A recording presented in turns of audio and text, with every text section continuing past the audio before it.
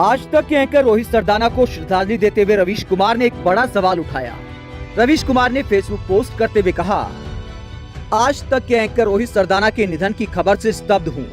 कभी मिला नहीं, लेकिन टीवी पर देखकर ही अंदाजा होता रहा कि शारीरिक रूप से फिट नौजवान है। मैं अभी भी सोच रहा हूँ कि इतने फिट इंसान के साथ ऐसी स्थिति क्यों आई। डॉक्टरों ने किस स्तर पर क्या दवा दी, उनके बुखार या अन्य लक्षणों पर किस तरह से मॉनिटर किया गया। मैं डॉक्टर नहीं हूँ, लेकिन कोविड से गुजरते हुए जो खुद अनुभव किया, उससे लगता है कि डॉक्टर सही समय पर जरूरी दवा नहीं दे रहे। व्हाट्सएप फॉरवर्ड और कई डॉक्टरों की पर्ची देखकर एक अंदाजा होता है कि सही दवा तो लिखी ही नहीं गई। इसीलिए मैंने एक कमांड सेंटर बनाने का सुझाव दिया, जहां देश भर से रैंडम प्रिस्क्रिप्शन और मरीज के बुखार की डिटेल को लेकर अध्ययन किया जाता और अगर इस दौरान कोई चूक हो रही है तो उसे ठीक किया जाता। कई लोग लिख रहे हैं कि आज तक ने रोहित सरदाना के निधन की खबर की पट्टी तुरंत क्यों नहीं चलाई। मेरे ख्याल से इस विषय को महत्व नहीं देना चाहिए। आप सोचिए, जिस न्यूज रूम में ये खबर पहुंची होगी, बम की तरह धमाका हुआ होगा। उनके सहयोगी साथी सबके होश उड़ गए होंगे, सबके हाथ पांव कांप रहे होंगे। आप बस यही कल्पना कर लीजिए तो बात समझ आ जाएगी। दूसरा, ये भी मुमकिन है कि रोहित के परिवार में कई बुजुर्ग हों, उन्हें सूचना अपने समय के हिसाब से दी जानी है। अगर आप उसे खबर के रूप में ब्रेक कर देंगे तो उनके परिवार पर क्या गुजरेगी। तो कई बार ऐसी परिस्थितियां होती हैं। खबर बहुत दुखद है। कोविड के दौरान कई पत्रकारों की जान चली गई।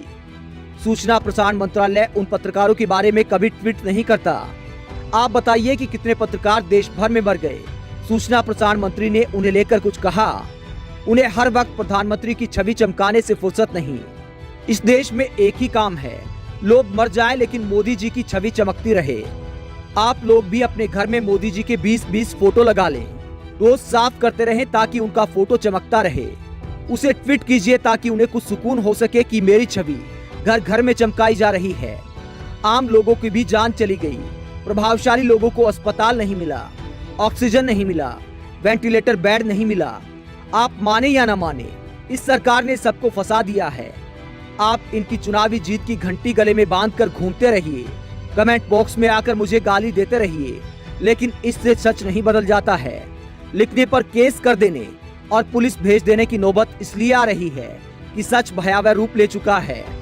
जो लोग इस तरह की कार्रवाई के साथ हैं, वो इंसानियत के साथ नहीं हैं। इस देश को झूठ से बचाइए, खुद को झूठ से बचाइए। जब तक आप झूठ से बाहर नहीं आएंगे, लोगों की जान नहीं बचा पाएंगे। रोहित सरदाना को श्रद्धांजलि। उनके परिवार के बारे में सोच रहा हूँ, कैसे उभरेगा इस हादसे से, और ऐसे हादसे से भला कौन उभर पाता है। भारत सरकार से मांग करूंगा कि रोहित के परिवार को 5 करोड़ का चेक दे, और वो भी तुरंत, ताकि उसके परिवार को किसी तरह की दिक्कत न आए। सरकार को अपने पत्रकारों की मदद करने में पीछे नहीं हटना चाहिए। आज तक में रोहित के सहयोगियों को इस दुखद खबर को सहने की ताकत मिले। रवीश कुमार।